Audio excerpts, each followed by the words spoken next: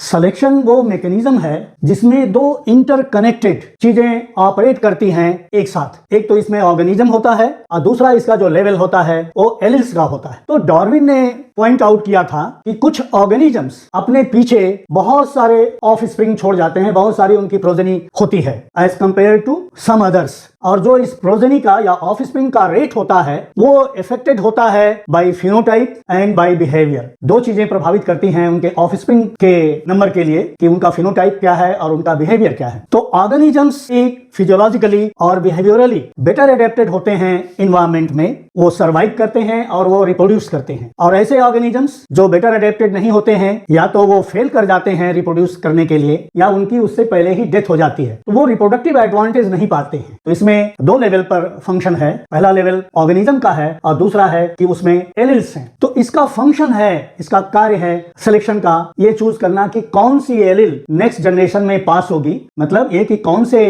Characters वाले organisms जो हैं नेक्स्ट ऑफ स्प्रिंग में डेवलप करेंगे। एक एग्जांपल है कि जैसे इन्वायरमेंट है और पॉपुलेशन है, जब पॉपुलेशन की साइज बढ़ेगी और इन्वायरमेंट तो दोनों एक दूसरे से इंटरैक्ट करेंगे। एनिमल्स में पॉपुलेशन की साइज काउंट करेगी क्योंकि फूड के रिसोर्सेज तो लिमिटेड होंगे, और प्लांट्स में लाइट जो है लिमिटिंग फैक्टर बनेगा, और एनिमल्स में जो है फूड लिमिटिंग फैक्टर बनेगा इन्वायरमेंट में। तो जिसके पास अच्छे एडाप्टेशंस होंगे वो एक दूसरे से कम्पीट करेगा, और उस कंपटीशन में जिनके पास अच्छे एडाप्टेशंस नहीं होंगे वो उस कंपटीशन में फेल करेंगे और अपने रिप्रोडक्टिव कैपेसिटी से पहले ही वो समाप्त हो जाएंगे, या तो वो रिप्रोड्यूस ही नहीं ठीक से कर पाएंगे, तो धीरे धीरे वो एलिमिनेट हो जाएंगे। तो इन्वायरमेंट और पॉपुलेशन साइज दोनों मिलके सिलेक्शन प्रेशर बनाते हैं। तो सिलेक्शन का क्या कार्य होता है, क्या इसका फंक्शन होता है? सिलेक्शन जो है कुछ जीनोटाइप्स को फेवर करता है दूसरों के ऊपर, कुछ जीनोटाइप्स को ये सेलेक्ट कर लेता है और वो एक जनरेशन से दूसरी जनरेशन में पास ऑन होते रहते हैं थ्रू रिप्रोडक्शन। सिलेक्शन जो है और एक काम करता है selection to avoid predators, predators से बचने के ये उपाय भी बताता है कि कुछ पॉपुलेशंस जो हैं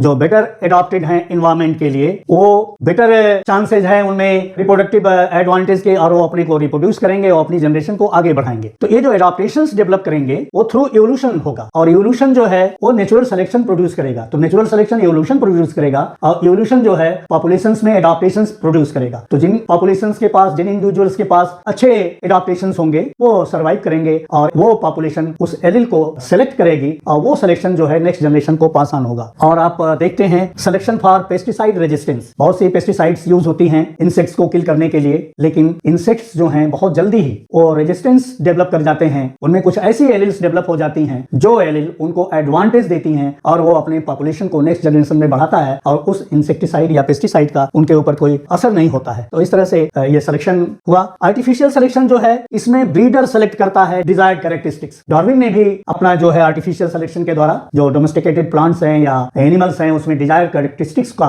उन्होंने सिलेक्शन किया, ब्रीड कराया और डिजायर्ड रिजल्ट्स देखा कि इवोल्यूशन कैसे हो रहा है। आइए अब नेचुरल सिलेक्शन को देखते हैं। सिलेक्शन को देख लिया, आर्टिफिशियल सिलेक्शन को देख लिया, अब ये नेचुरल सिलेक्शन क्या है? नेचुरल सिलेक्शन में इन्वायरमेंटल कंडीशंस जो हैं वो डिटरमिन करती हैं कि कौन से इंडिविजुअल्स पॉपुलेशन के मोस्ट ऑर्गेनिजम्स प्रोड्यूस करेंगे, मोस्ट ऑफस्प्रिंग्स प्रोड्यूस करेंगे। तो नेचुरल सिलेक्शन होने के लिए कुछ चीजों की जरूरत है और वो चीजें जब तक नहीं होंगी तब तक नेचुरल सिलेक्शन परफॉर्म नहीं करेगा, और वो कंडीशंस होंगी, ये तीनों कंडीशंस आवश्यक हैं कि पॉपुलेशंस में जो ऑर्गेनिजम्स हैं उनके अंदर वेरिएशंस होंगे। यदि वेरिएशन नहीं होगा तो कोई नेचुरल सिलेक्शन ऑपरेट नहीं करेगा, तो नेचुरल सिलेक्शन नहीं होगा। दूसरी जो कंडीशन है कि वेरिएशंस जो हैं वो डिफरेंसेस प्रोड्यूस करता है in the number of offsprings in surviving generation. जो जनरेशन होगी उसकी उसमें नंबर ऑफ ऑफस्प्रिंग्स को ये वेरिएशंस जो है डिफरेंशिएट क्रिएट करेंगे, और ये जो वेरिएशंस प्रोड्यूस होंगे वो जेनेटिकली इनहेरिटेड होना चाहिए, उनका इनहेरिटेंस होना चाहिए एक जनरेशन से दूसरे जनरेशन को। तो इन तीन चीजों का होना नेचुरल सिलेक्शन के लिए बहुत आवश्यक है। वेरिएशन का होना जरूरी है और वो वेरिएशंस रिप्रोडक्टिव एडवांटेज प्रोड्यूस करेगा, और जिनके पास बेटर वेरिएशंस होंगे